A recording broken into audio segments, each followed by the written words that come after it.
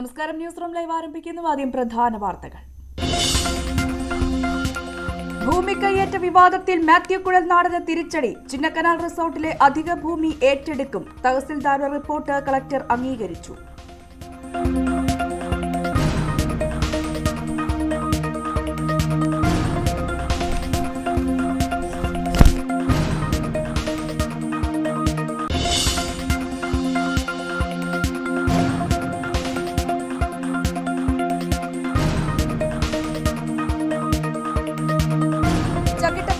ഭിന്നശേഷിക്കാരന്റെ ആത്മഹത്യയിൽ പ്രതിഷേധം. മൃതദേഹവുമായി കളക്ടറേറ്റിന് മുന്നിൽ കുത്തിയിരിക്കുമെന്ന് കോൺഗ്രസ്. ജോസഫിന്റെ പോസ്റ്റ്മോർട്ടം അല്പസമയത്തിനകം.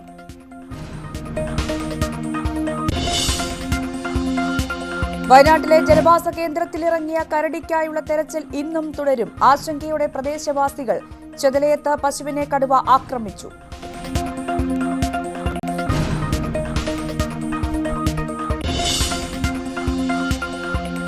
മാസപ്പടി വിവാദത്തിൽ SFIO അന്വേഷിക്കണമെന്ന ഹർജി ഇന്ന് ഹൈക്കോടതിയിൽ. കേന്ദ്ര കമ്പനി അഫയേഴ്സ് മന്ത്രാലയത്തിന്റെ റിപ്പോർട്ട് കോടതിയിൽ സമർപ്പിക്കും. ഇടപാട് വിജിലൻസ് അന്വേഷിക്കണമെന്ന ഹർജിയും കോടതിയിൽ.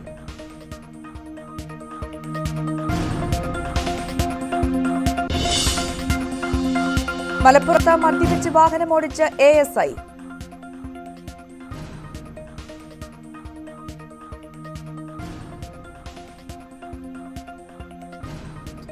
കാറിലിടിച്ച ശേഷം നിർത്താതെ പോലീസ് വാഹനം. നാട്ടുകാർ പിടികൂടി. ASI ഗോപി മോഹനെതിരെ കേസ്. റിപ്പബ്ലിക്കൻ സ്ഥാനാർത്ഥി തെരഞ്ഞെടുപ്പിൽ ആധിപത്യം നിലനിർത്തി ഡൊണാൾഡ് ട്രംപ്. ന്യൂഹാംഷെയർ പ്രൈമറിയിൽ വിജയിച്ചു. പരാജയപ്പെടുത്തിയത് നിക്കി ഹാലെ.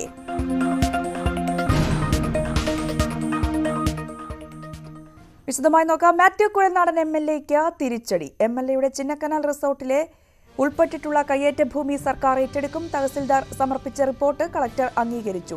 50 സെന്റ് ഭൂമി അധികമായി ഉണ്ടെന്നാണ് കണ്ടെത്തൽ. പ്രിൻസ് ജെയിംസ് വാർത്തയുടെ വിശദാംശങ്ങൾ പങ്കുവയ്ക്കും. പ്രിൻസ്, എന്തായാലും കഴിഞ്ഞ ദിവസം തന്നെ ഇത്തരത്തിൽ വിജിലൻസിന്റെ കണ്ടെത്തലുണ്ടായത്. അതിപ്പോൾ റവന്യൂ വകുപ്പ് അംഗീകരിക്കുന്ന ഒരു സാഹചര്യത്തിലേക്ക് കാര്യങ്ങൾ പോയിരിക്കുകയാണ്. ഇനിയിപ്പോൾ ഉള്ള നടപടിക്രമങ്ങൾ ഇതുമായി ബന്ധപ്പെട്ട് ഏത് രീതിയിലായിരിക്കും? രജനി, തീർച്ചയായും കഴിഞ്ഞ ദിവസം വിജിലൻസ് നൽകിയ റിപ്പോർട്ട് കൊണ്ടാണ് ഉടുമ്പൻചോല തഹസിൽദാർ ജില്ലാ കളക്ടർ റിപ്പോർട്ട് സമർപ്പിച്ചത്. ഇവിടെ 50 സെന്റ് ഭൂമി കയ്യേറ്റം നടന്നതായിരുന്നു റിപ്പോർട്ട് സൂചിപ്പിച്ചിരുന്നത്. ഈ പ്രകാരം നടപടി സ്വീകരിക്കണമെന്ന് ആവശ്യപ്പെട്ടായിരുന്നു റിപ്പോർട്ട് ജില്ലാ കളക്ടർക്ക് സമർപ്പിച്ചത്. ഇതേ തുടർന്നാണ് നടപടികൾ ആരംഭിച്ചിരിക്കുന്നത്. ഇനി ലാൻഡ് കൺസർവേറ്റീവ് ആക്ട് പ്രകാരം മാത്യു കുഴൽനാടനെ കേസെടുക്കേണ്ടതുണ്ട്. അതിനായുള്ള പ്രാഥമിക നടപടികളുടെ ഭാഗമായി ചിന്നക്കനാൽ വില്ലേജ് ഓഫീസറോട് റിപ്പോർട്ട് സമർപ്പിക്കാൻ ആവശ്യപ്പെട്ടിട്ടുണ്ട്. ആവശ്യമായ ഭൂരേഖകളൊക്കെ ചിന്നക്കനാൽ സർവേ രേഖകളൊക്കെ ചിന്നക്കനാൽ റിപ്പോർട്ട് വില്ലേജ് ഓഫീസിന് കൈമാറും. എന്തായാലും ചിന്നക്കനാൽ മാത്യു കുഴൽനാടൻ ഉടമസ്ഥതയിൽ 3 ആധാരങ്ങളായി 1 ഏക്കർ 23 സെന്റ് ഭൂമി ഉണ്ടെന്നായിരുന്നു അറിയിച്ചിരുന്നത്. എന്നാൽ ഇതിൽ അധികമായി 50 സെന്റ് ഭൂമി, അതായത് 2 ഭാഗത്തായി 2 ഭാഗങ്ങളിലായി 50 സെന്റുകളോളം ഭൂമി അധികമായി ഇവരുടെ കൈവശമുണ്ടെന്നാണ് കണ്ടെത്തൽ. ഇത് പ്രത്യേക സർവേ നടത്തും. ഈ 2 ഭാഗത്തെയും കയ്യേറ്റം കണ്ടെത്തുകയും തുടർന്ന് നടപടികൾ സ്വീകരിക്കുകയും കേസെടുക്കുകയും ഹിയറിംഗിന് വിളിക്കുകയും ചെയ്യും. ഒക്കെയുള്ള നടപടികളാണ് തുടർന്ന് ഉണ്ടാവുക. എന്തായാലും ഈ വിഷയത്തിൽ ഉടൻ മാത്യു കുഴൽനാടൻ മാധ്യമങ്ങളെ കാണുമെന്നും അറിയിച്ചിട്ടുണ്ട്. രഞ്ജിനി, യെസ്, ഇതില് പ്രിൻസ്, ഈ ഭൂമിയുമായി ബന്ധപ്പെട്ടുള്ള വിവാദം ആദ്യം ഇങ്ങനെ അതുമായി ബന്ധപ്പെട്ടുള്ള പ്രതികരണമുണ്ടായി CPMന്റെ ഭാഗത്താണ്. CPM എറണാകുളം ജില്ലാ സെക്രട്ടറിയാണ് ഇത്തരത്തിലൊരു വിവാദത്തിലേക്ക് തിരികൊളുത്തിയതൊക്കെ. പിന്നീട് ഇതിനുശേഷം വലിയ വിവാദമായി മാറുന്നതൊക്കെ നമ്മൾ കണ്ടതാണ്. അന്ന് മാത്യു കുഴൽനാടൻ പ്രതികരിച്ചതും നമ്മൾ കണ്ടതാണ്. കൃത്യമായി താൻ അങ്ങനെ ഒരു കാര്യം ചെയ്തിട്ടില്ല, എല്ലാത്തിനും കൃത്യമായ രേഖയുണ്ട്, സഭയിലടക്കം മുഖ്യമന്ത്രിയുടെയും മകളുടെയും മാസപ്പടി വിവാദ വിഷയത്തിലടക്കം ഇടപെടുന്നത് കൊണ്ടുള്ള പ്രതികാര നടപടിയാണ് CPMന്റെ ഭാഗത്തുനിന്ന് ഉണ്ടാകുന്നതെന്നാണ് അന്നത്തെ വിശദീകരണമൊക്കെ. ഇന്നിപ്പോൾ ഇത്തരത്തിൽ കളക്ടർ റിപ്പോർട്ട് അംഗീകരിക്കുന്ന ഘട്ടം വരെ കാര്യങ്ങൾ എത്തിയിരിക്കുകയാണ്. ഇനിയിപ്പോൾ ഏത് രീതിയിലുള്ള പ്രതിരോധമായിരിക്കും മാത്യുവിന്റെ ഭാഗത്തുനിന്ന് പ്രതീക്ഷിക്കേണ്ടത്? തീർച്ചയായും ഇനി കളക്ടർ റിപ്പോർട്ട് അംഗീകരിക്കുകയും തുടർ നടപടികൾ സ്വീകരിക്കാൻ നിർദ്ദേശം നൽകുകയും ചെയ്തിരിക്കുന്നു.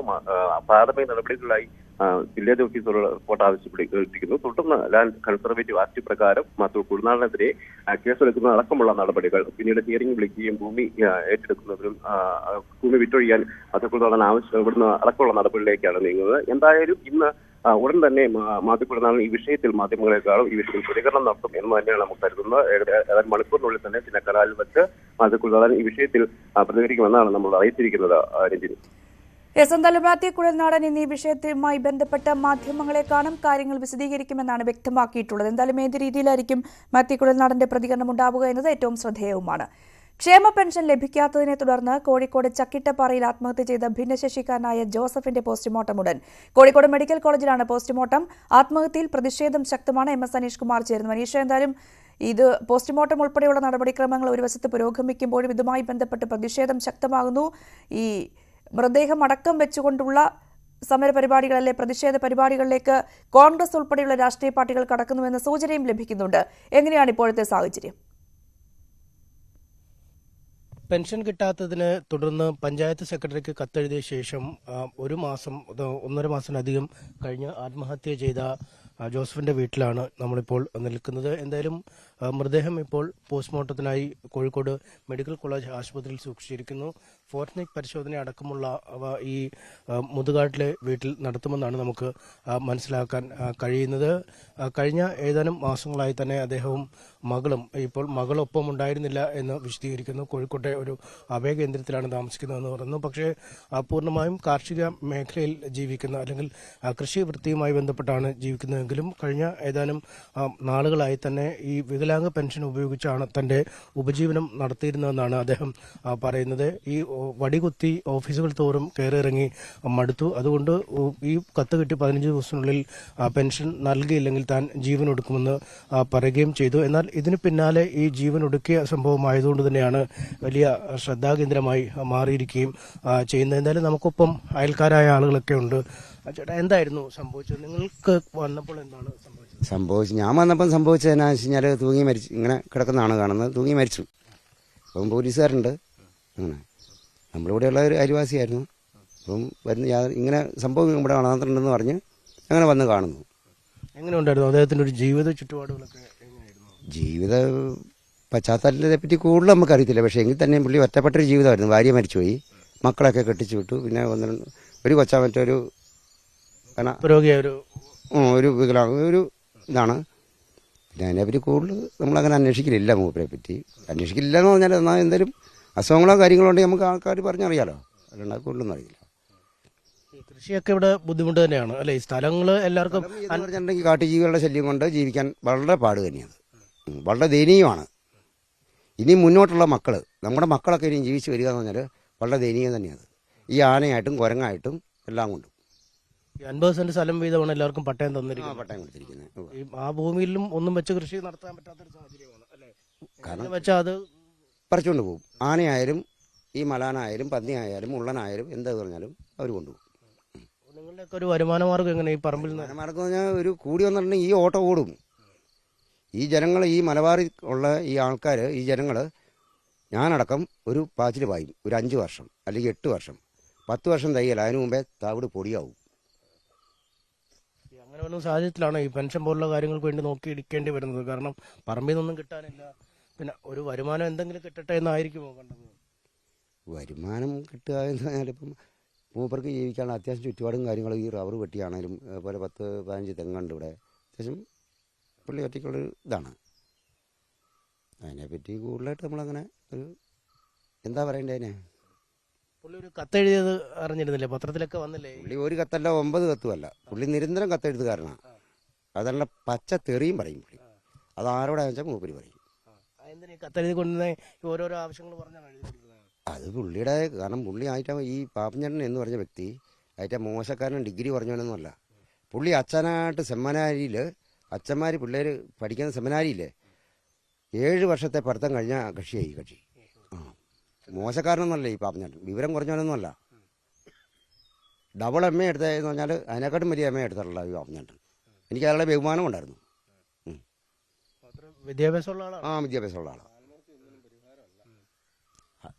എന്താണ് പക്ഷെ വലിയ പരിചയമുള്ള ആളാണ്, വലിയ വിദ്യാഭ്യാസമുള്ള ആളാണെന്നൊക്കെ പറയുന്നു. പക്ഷെ അത് നിരന്തരം വിദ്യാഭ്യാസത്തെ കുറിച്ചൊന്നും എനിക്കറിയത്തില്ല, കാര്യമായിട്ട് അറിയത്തില്ല. അപ്പോൾ അയാളിവിടെ ഇങ്ങനെ ഒറ്റപ്പെട്ട് ജീവിക്കുന്നു. അങ്ങനെ നമ്മളൊന്നും ആയിട്ട് വലിയ മിംഗ്ലിംഗ് ഇല്ല. പുള്ളി പിന്നെ സമരങ്ങളൊക്കെ നടത്താറുണ്ടെന്നുള്ള ഈ പേപ്പറിൽ കൂടെയൊക്കെയുള്ള കാഴ്ചയുള്ളൂ. നമ്മൾ നേരിട്ടുള്ള ഒരു ലോഹിയില്ല. അതുകൊണ്ട് കൃത്യമായിട്ട് പുള്ളിയുടെ പേഴ്സണൽ കാര്യങ്ങളെക്കുറിച്ചൊന്നും അറിയത്തില്ല. കുറച്ച് താഴോട്ടാണ് വീട്. ഈ അദ്ദേഹം ഒരു കത്തെഴുതി പഞ്ചായത്ത് സെക്രട്ടറിക്ക് മറ്റോ കൊടുത്ത ഒരുപാട് പേപ്പറിൽ കണ്ടിട്ടുള്ള ഒരു അറിവേ ഉള്ളൂ, അല്ലാണ്ട് നമ്മൾ നേരിട്ട് അതിനെക്കുറിച്ചൊന്നും അറിയത്തില്ല. സാഹചര്യം എങ്ങനെ ഉണ്ടെന്നാണ് നിങ്ങളുടെയൊക്കെ ഒരു ധാരണ? സാഹചര്യം നിങ്ങളിപ്പോൾ ഈ കാണുന്ന പോലെയൊക്കെ ഞാനും വന്ന് കണ്ടു, അത്ര തന്നെ. കുറച്ചൊരു അവർ അവിടെ ഇവിടെ കാണുന്നുണ്ട്, അതൊന്നും പെട്ടെന്ന് കാണുന്നില്ല. ചെറുതെങ്ങൊക്കെ ഉണ്ട്. പിന്നെ മരണം ഒന്നിനും ഒരു ആത്മഹത്യ ഒന്നിനും ഒരു പരിഹാരമല്ല എന്നുള്ളതാണ് എൻ്റെ അഭിപ്രായം. ഒരു ആത്മഹത്യ ചെയ്യേണ്ടിയിരുന്നോ എന്നുള്ളതിനെക്കുറിച്ച് സംശയമുണ്ട് നമുക്ക്. കുറച്ച് ആളുകളോ ഇവിടെ താമസിക്കുന്നുണ്ട്, എല്ലാവരും പരസ്പരം സഹകരിച്ച് ജീവിക്കുന്നവരാണ്. എല്ലാവരും സഹകരിച്ച് ജീവിക്കുന്നവരാ. അപ്പം പുള്ളിക്കാരൻ്റെ ഭാര്യ ഇവിടെ ഉണ്ടായിരുന്നിടത്തോളം കാലം എല്ലാവരും വരുമ്പോൾ പോവും പിടിക്കുകയൊക്കെ ചെയ്തതാണ്. ഭാര്യ മരിച്ചതിന് ശേഷം മൂപ്പര് പ്രത്യേക ഒരു മാനസികാവസ്ഥയിലായിരുന്നു എന്നുള്ളതാണ് നമ്മളെ ഒരു അറിവ്. നേരിട്ടുള്ള അറിവ് ഇല്ല. കാരണം ഈ പരിസരത്തല്ല എൻ്റെ വീട് കുറച്ച് താഴോട്ടാണ്. അപ്പം നമ്മൾ ഒരിക്കലും ഇങ്ങോട്ട് വരുന്ന ഒരു സാഹചര്യം ഉണ്ടായിട്ടില്ല. മരിച്ച ശേഷം അതിനുശേഷം ഫുൾ ടൈം ഉണ്ട്. മരിച്ച് കൊണ്ടുപോകുന്ന അന്നേരം മുതൽ ഇന്നലെ രാത്രി പോലീസുകാർ ഇവിടെ കാവലുണ്ടായിരുന്നു. നമ്മൾ രാത്രിയിലെല്ലാം ഫുള്ള് ഇവിടെ ഉണ്ടായിരുന്നു.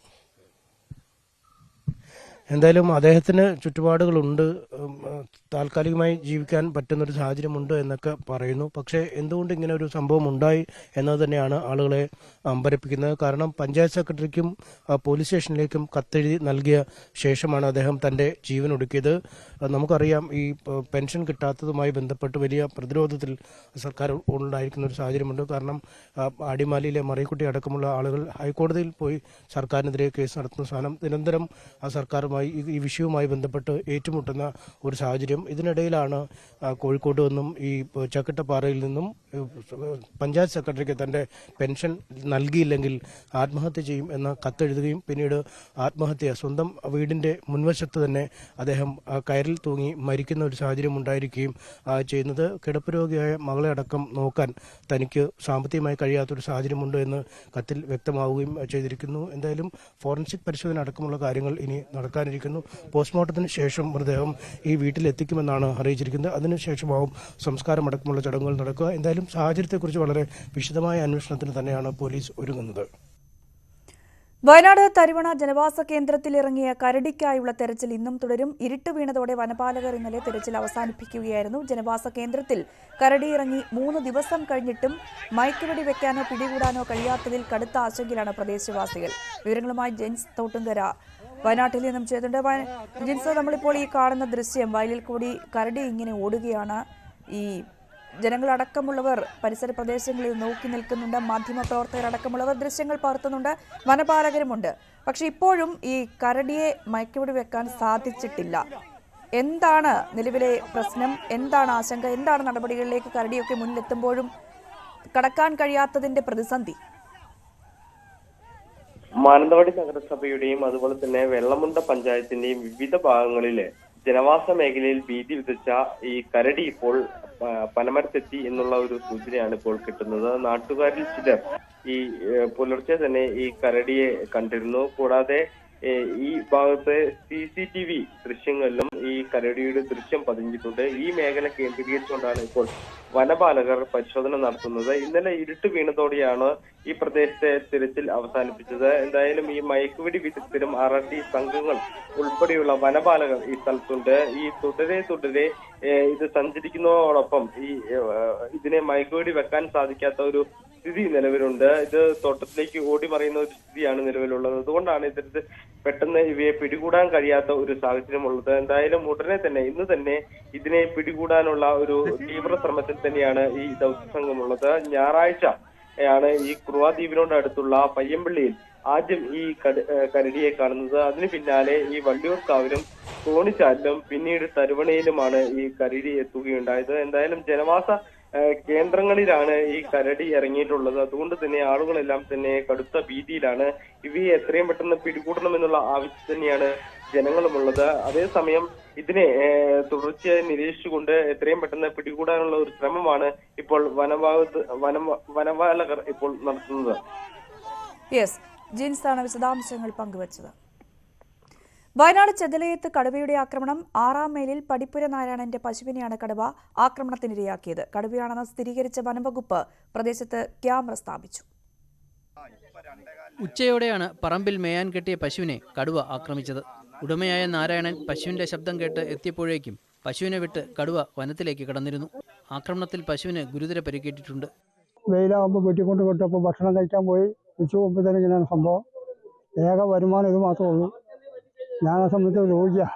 സാധനത്തിനെ കാണാൻ പറ്റില്ല. ഞാനിപ്പോൾ വരുന്ന വഴിക്ക് ഇങ്ങനെ ഞാൻ പറഞ്ഞല്ലോ സ്റ്റെപ്പ് കൂട്ടിക്കൊണ്ടിരുന്ന സമയം സൗണ്ട് കേട്ട് പോയതായിരിക്കാനാണ് സാധ്യത. പക്ഷേ സാധനം അവിടെ ഉണ്ട്. പക്ഷെ അങ്ങോട്ട് തന്നെ നോക്കുന്നുണ്ട്. അല്ലാതെ കൃഷിയൊക്കെ പോയി ഇതൊക്കെ നമ്മൾ കൃഷി ചെയ്യുന്ന സ്ഥലമാണ്. രക്ഷയില്ലല്ലോ, ശല്യം കൊണ്ട് ഒരു രക്ഷയില്ല. അപ്പോൾ പിന്നെ പശുവെങ്കിലും ഒരു വരുമാനം ആട്ടെ എന്ന് എഴുതി. വനം വകുപ്പ് ഉദ്യോഗസ്ഥർ സ്ഥലത്തെത്തിയെങ്കിലും പെട്ടെന്ന് മടങ്ങിയത് പ്രതിഷേധത്തിന് ഇടയാക്കി. തുടർന്ന് കുറിച്യാട് റേഞ്ചർ പി സലീമിന്റെ നേതൃത്വത്തിൽ വനപാലകർ സ്ഥലത്തെത്തുകയായിരുന്നു. എല്ലാവരും വളരെ ഭീതിയിലാണുള്ളത്. ഞങ്ങൾക്ക് ഇവിടെ കുട്ടികളൊക്കെ രാവിലെ സ്കൂളിലേക്ക് പോകുന്നതാണ്. അതുപോലെ തന്നെ രാവിലെ പാലും കൊണ്ട് പോകുന്ന എല്ലാവരും ക്ഷീരകർഷകർ ആണ് അധികവും ഈ ഭാഗത്ത് താമസിക്കുന്നത്. അതുകൊണ്ട് ഈ ജനങ്ങളുടെ ഭീതി അകറ്റുന്നതിന് വേണ്ടിയിട്ട് ഇവിടെ കൂട് വെക്കണം എന്നുള്ളതാണ് ഞങ്ങളുടെ എല്ലാവരുടെയും കൂട്ടായ തീരുമാനം. അതിന് അടിയന്തരമായ നടപടി സ്വീകരിക്കണമെന്നാണ് ഞങ്ങൾക്ക് പറയാനുള്ളത്. കർഷകർ തിങ്ങിപ്പാർക്കുന്ന മേഖലയിൽ കടുവയുടെ സാന്നിധ്യം വലിയ ഭീഷണി ഉയർത്തുന്നുണ്ട്. പ്രദേശത്ത് തെരച്ചിൽ നടത്തിയ വനം വകുപ്പ് മേഖലയിൽ ക്യാമറകളും സ്ഥാപിച്ചു. ന്യൂസ് 18 വയനാട്. CMRL എക്സാലോജിക് ഇടപാട് സീരിയസ് ഫ്രോഡ് ഇൻവെസ്റ്റിഗേഷൻ ഓഫീസ് അന്വേഷിക്കണമെന്നാവശ്യപ്പെട്ടുള്ള ഹർജി ഹൈക്കോടതി ഇന്ന് പരിഗണിക്കും. ഹർജിയിൽ കേന്ദ്ര കമ്പനി കാര്യ മന്ത്രാലയം അന്വേഷണം നടത്തുന്നതായി കേന്ദ്ര സർക്കാർ കോടതിയെ അറിയിച്ചിരുന്നു. ഇതിന്റെ വിശദാംശങ്ങൾ സമർപ്പിക്കാൻ നിർദ്ദേശിച്ചതിനെ തുടർന്ന് കേന്ദ്ര സർക്കാർ റിപ്പോർട്ട് ഇന്ന് കോടതിയിൽ നൽകും. അഭിഭാഷകനായ ഷോൺ ജോർജ് നൽകിയ ഹർജിയിലാണ് കോടതി ഇന്ന് പരിഗണിക്കുന്നത്. ഇതേ വിഷയത്തിൽ വിജിലൻസ് അന്വേഷണം ആവശ്യപ്പെട്ടുള്ള മറ്റൊരു ഹർജി ഹൈക്കോടതിയുടെ പരിഗണനയിലുണ്ട്. ജസ്റ്റിസ് ദേവൻ രാമചന്ദ്രനാണ് ഹർജി പരിഗണിക്കുന്നത്. വിദ്യാർത്ഥി സംഘർഷത്തെ തുടർന്ന് അടച്ചിട്ട എറണാകുളം മഹാരാജാസ് കോളേജ് ഇന്ന് തുറക്കും. സംഘർഷ സാധ്യത കണക്കിലെടുത്ത് നിയന്ത്രണങ്ങൾക്ക് വിധേയമായാണ് തുറക്കുക. വൈകിട്ട് 6 മണിക്ക് തന്നെ കോളേജ് ഗേറ്റ് അടയ്ക്കും. കുറച്ച് ദിവസത്തേക്ക് കോളേജ് പരിസരത്ത് പോലീസിന്റെ സാന്നിധ്യമുണ്ടാകും. കോളേജ് അധികൃതരും പോലീസും വിദ്യാർത്ഥി സംഘടനകളുടെ പ്രതിനിധികളുമായി നടത്തിയ ചർച്ചയിലാണ് തീരുമാനം. അതിനിടെ കോളേജിന് മുന്നിൽ SFI വിദ്യാർത്ഥികൾ അനിശ്ചിതകാല സമരം ആരംഭിച്ചു.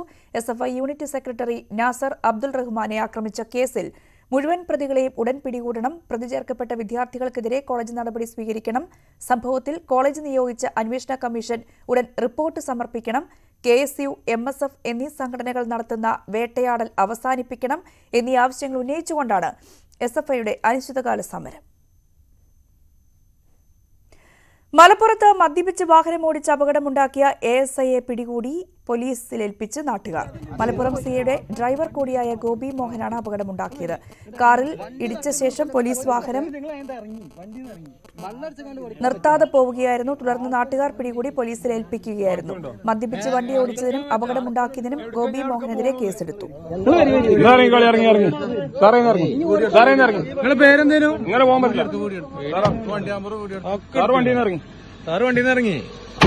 ചാവി അമ്മടുത്താ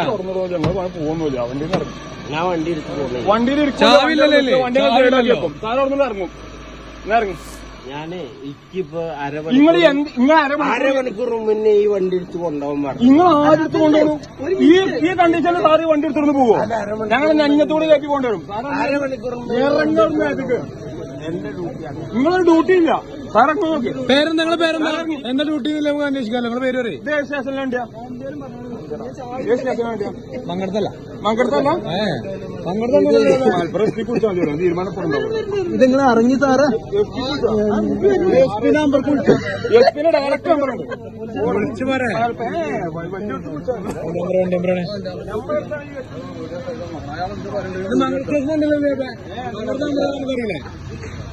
വണ്ടി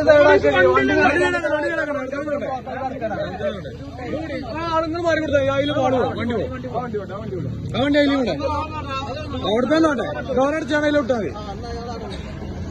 അയാളെ കൊണ്ട് ഞാൻ വണ്ടി വരുന്നത് ഇതാ ഇയാളെന്നൊക്കെ നിശ്ചയിക്കാതെ പോലീസുകാർ ഇയാൾ കടിച്ചു നിർത്താനാണ്. റിപ്പബ്ലിക്കൻ സ്ഥാനാർത്ഥിയാകാനുള്ള രണ്ടാം തെരഞ്ഞെടുപ്പിൽ US മുൻ പ്രസിഡന്റ് ഡൊണാൾഡ് ട്രംപിന് വിജയം. ന്യൂഹാംഷെയർ റിപ്പബ്ലിക്കൻ പ്രൈമറിയിലാണ് ട്രംപ് വിജയിച്ചത്. എതിരാളികളായ നിക്കി ഹാലെയാണ് ട്രംപ് പരാജയപ്പെടുത്തിയത്. അയോവ കോക്കസിൽ നടന്ന ആദ്യ തെരഞ്ഞെടുപ്പിലും ട്രംപ് വിജയം നേടിയിരുന്നു. നിരവധി കേസുകളിൽ വിചാരണ നേരിടുന്നതിനിടയിലാണ് ട്രംപിന്റെ വിജയം എന്നത് ശ്രദ്ധേയമാണ്. നവംബറിലാണ് US പ്രസിഡന്റ് തെരഞ്ഞെടുപ്പ് നടക്കുക. ഇടവേള.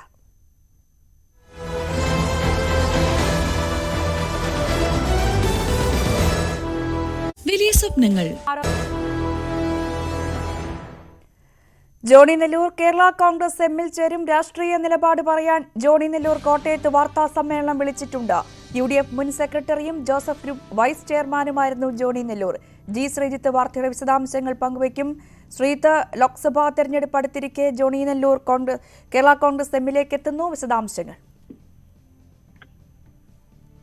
രഞ്ജിനി, ഈ ആഴ്ച തന്നെ ഇതിലൊരു ഔദ്യോഗികമായ പ്രഖ്യാപനം ഉണ്ടാകുമെന്നാണ് നമുക്ക് ലഭ്യമാകുന്ന വിവരം. എന്തായാലും ഇന്ന് കോട്ടയത്തെ വാർത്താ സമ്മേളനം വിളിച്ചു ചേർത്തിട്ടുണ്ട് ജോണി നെല്ലൂർ. രാവിലെ 11:30-ക്കാണ്. ഇതിൽ രാഷ്ട്രീയ നിലപാടുകൾ ജോണി നെല്ലൂർ പറയുമെന്ന് തന്നെയാണ് നമുക്ക് മനസ്സിലാക്കുന്നത്. പ്രത്യേകിച്ച് ജോസഫ് ഗ്രൂപ്പിനെതിരായും UDF-നെതിരായ നിലപാടുകൾ ഇന്നത്തെ വാർത്താ സമ്മേളനത്തിൽ ഉണ്ടാകും. കഴിഞ്ഞ ഏപ്രിലാണ് ഒരു നാഷണൽ പ്രോഗ്രസീവ് പാർട്ടി എന്ന പേരിൽ പുതിയൊരു പാർട്ടി രൂപീകരിക്കാൻ ജോണി നെല്ലൂരും ജോസഫ് ഗ്രൂപ്പിൽ അതൃപ്തരായ ഒരു വിഭാഗവും ഒക്കെ ചേർന്നുകൊണ്ട് ഒരു നീക്കം നടത്തിയത്. മുൻ സംഘപരിവാർ സഹയാത്രികനായിരുന്ന CP സുഗതൻ ഉൾപ്പെടെയുള്ളവരും ഇതിലുണ്ടായിരുന്നു. അത് BJP-ക്കൊപ്പം ചേരും എന്ന സൂചനകളായിരുന്നു അന്ന് ലഭിച്ചിരുന്നത്. പക്ഷേ ഈ പാർട്ടിയുടെ പ്രവർത്തനം കാര്യമായി മുന്നോട്ടൊന്നും പോയിട്ടില്ല. ഇതിനിടെയാണ് ഏതെങ്കിലും ഒരു രാഷ്ട്രീയ പാർട്ടിയിൽ ചേർന്നുകൊണ്ട് പ്രവർത്തിക്കുമെന്ന് അടുത്തിടെ ജോണി നെല്ലൂർ ഡൽഹിയിൽ പ്രഖ്യാപിക്കുകയും ചെയ്തിരുന്നു. എന്തായാലും അത് ജോസ് കെ മാണിക്കൊപ്പമാണ് എന്ന് ഏതാണ്ട് വ്യക്തമാകുക തന്നെയാണ് ഇന്ന് വാർത്താ സമ്മേളനം. അതിനുശേഷം ഈ ആഴ്ച തന്നെ വൈകാതെ ജോസ് കെ മാണിയെ കണ്ട് തുടർ ചർച്ചകൾ നടത്തി തുടർ തീരുമാനം ഉണ്ടാകുമെന്നാണ് നമുക്ക് മനസ്സിലാക്കാൻ സാധിക്കുന്നത്. യെസ്, ജി ശ്രീജിത്താണ് കോട്ടയത്ത് നിന്നും വിശദാംശങ്ങൾ പങ്കുവച്ചത്. സംസ്ഥാനത്തെ സർക്കാർ ജീവനക്കാരിൽ ഒരു വിഭാഗം ഇന്ന് പണിമുടക്കും. പ്രതിപക്ഷ സംഘടനകളുടെ നേതൃത്വത്തിലാണ് പണിമുടക്ക്. 6 ഗഡു DA അനുവദിക്കുക, ലീവ് സറണ്ടർ പുനഃസ്ഥാപിക്കുക, ശമ്പള പരിഷ്കരണ കുടിശ്ശിക അനുവദിക്കുക, മെഡിസെപ്പ് അപാകതകൾ പരിഹരിക്കുക, വിലക്കയറ്റം തടയുക തുടങ്ങി വിവിധ ആവശ്യങ്ങൾ ഉന്നയിച്ചാണ് പണിമുടക്ക്. സെക്രട്ടേറിയറ്റ് ജീവനക്കാരും പണിമുടക്കിൽ പങ്കെടുക്കുമെന്ന് കോൺഗ്രസ് അനുകൂല സെക്രട്ടേറിയറ്റ് ആക്ഷൻ കൌൺസിൽ അറിയിച്ചു. അതേസമയം പണിമുടക്കിൽ പങ്കെടുക്കുന്ന ജീവനക്കാർക്ക് സർക്കാർ ഡയസ് നോൺ പ്രഖ്യാപിച്ചു. അധ്യാപകർ ഉൾപ്പെടെയുള്ള ജീവനക്കാർക്ക് അടിയന്തര ഘട്ടത്തിലല്ലാതെ അവധി അനുവദിക്കരുത് എന്ന് ചീഫ് സെക്രട്ടറി പുറത്തിറക്കിയ ഉത്തരവിൽ പറയുന്നുണ്ട്. ഇടുക്കി ചതുരംഗപ്പാറ വില്ലേജിലെ സർക്കാർ ഭൂമിയിൽ അനധികൃത പാറ ഖനനം നടത്തിയ സംഭവത്തിൽ അന്വേഷണം ഊർജിതമാക്കി വിജിലൻസ്. സർക്കാരിന് 1 കോടിയിലധികം രൂപയുടെ നഷ്ടമുണ്ടായെന്നാണ് വിജിലൻസിന്റെ പ്രാഥമിക വിലയിരുത്തൽ. സംഭവത്തിൽ ഉടുമ്പൻചോല താലൂക്ക് ഓഫീസിൽ വിജിലൻസ് സംഘം പ്രാഥമിക പരിശോധനകൾ നടത്തി.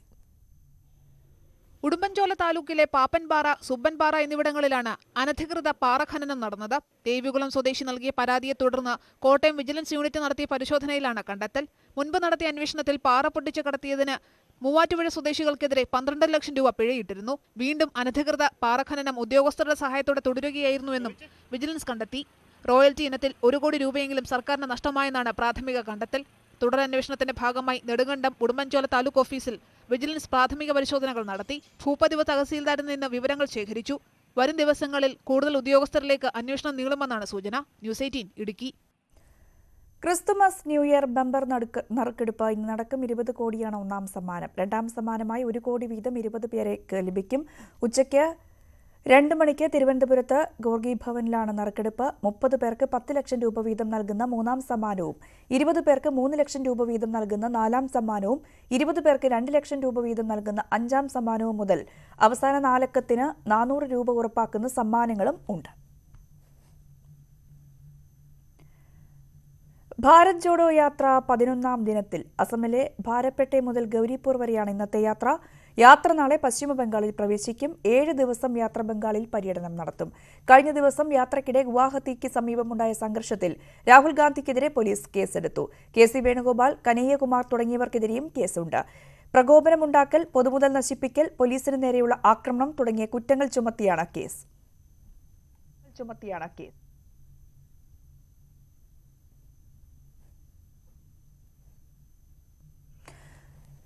മറാത്ത സംവരണത്തിൽ മഹാരാഷ്ട്ര സർക്കാർ നൽകിയ ക്യൂറേറ്റീവ് ഹർജി സുപ്രീം കോടതി ഇന്ന് പരിഗണിക്കും. ചീഫ് ജസ്റ്റിസ് DY ചന്ദ്രചൂഡ്, ജസ്റ്റിസുമാരായ സഞ്ജയ് കിഷൻ കൌൾ, സഞ്ജീവ് ഖന്ന, BR ഗവായ് എന്നിവരടങ്ങിയ ബെഞ്ചാണ് ഹർജി പരിഗണിക്കുക. മറാത്ത സമുദായത്തിന് 12% മുതൽ 13% വരെ സംവരണം നൽകുന്ന സംസ്ഥാന നിയമം റദ്ദാക്കിയ വിധിക്കെതിരെയാണ് സർക്കാർ ഹർജി നൽകിയത്. ഈ ബുള്ളറ്റിൻ ഇവിടെ പൂർണ്ണമാവുകയാണ്. നമസ്കാരം.